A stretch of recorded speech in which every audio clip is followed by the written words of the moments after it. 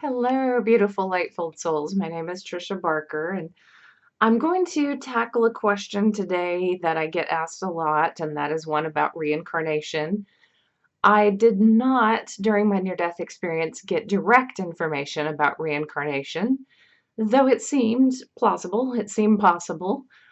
I mainly was concerned with this life and reviewing it and considering whether I was going to return to it and really just kind of soaking in that environment and learning everything I could about love and the lessons that I was meant to learn in that near death experience.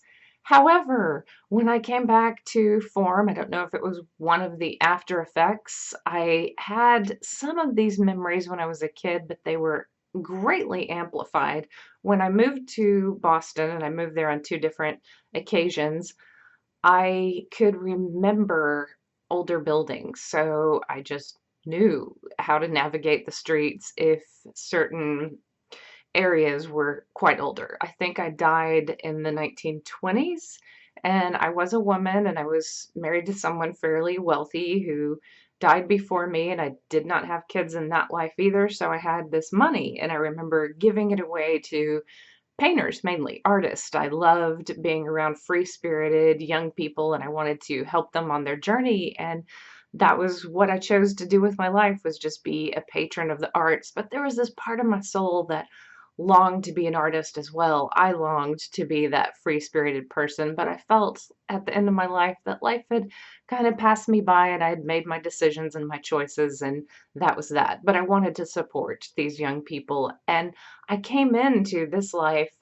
very independent and wanting to capitalize on being a woman in a different time period and having more freedom to express myself and be more of who I wanted to be, and to have that accepted, or at least to make a mark in some way. And that was part of what I longed to do from the very beginning. I remember that impetus of my soul. Some people who study Edgar Cayce and others are apt to say that maybe these lives are occurring all at one time, and that as we go beyond that life, in this life, then we're also helping that other life from the past evolve in some way.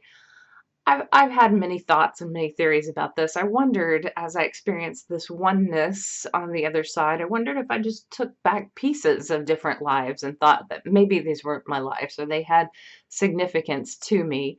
Whatever the case, I do identify with this one particular life that I know ended in the 1920s, and I believe that was my last life. There's just something about it that seems so familiar, and when I see certain pieces of marble, it's like I just feel jarred back in time and back to this place where I had this house with lots of marble, and I remember walking down the stairs, and I remember the sunroom area where I would entertain a lot of these young painters, and this memory is incredibly strong. So I guess if I'm asked, do I believe in reincarnation? I have to say, yes, I do.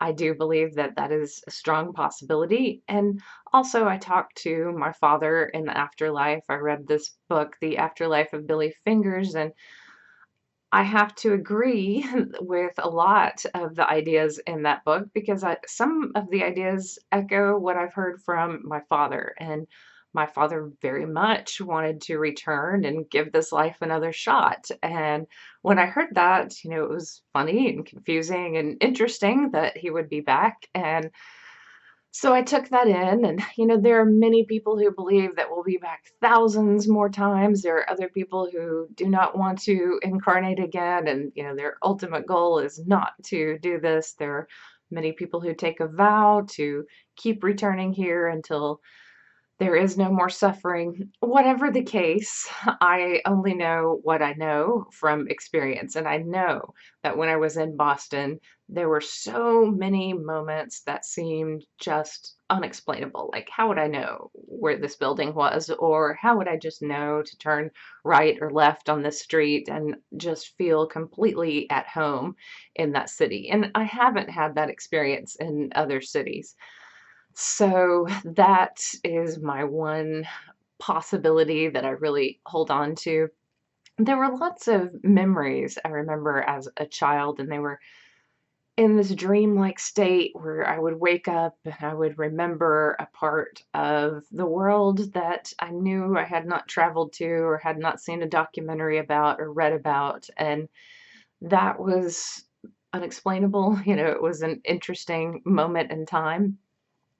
If you are interested in past life regressions, then I would say research who is really good at this and get this done. I have not had this done because I'm pretty certain that I remember the last life that I lived and I know enough about it to feel that it is teaching me something in this life. And I do feel that I'm going beyond where I went in that particular life. And that feels good because there was a lot of sadness at the end of that life.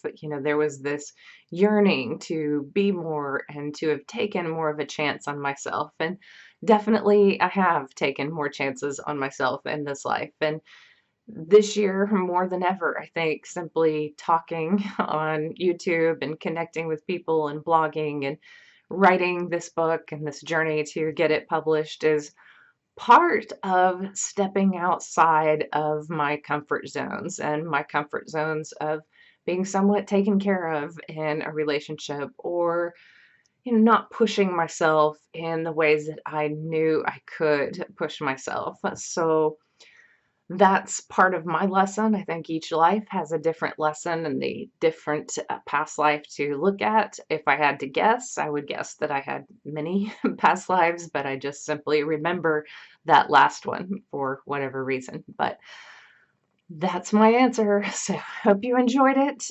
Please subscribe to my channel and please like this video, and please check out my Facebook page and also subscribe to that. I would love to keep up with you and tell you about more things that I will be offering in the future. But thank you for watching. May you be blessed.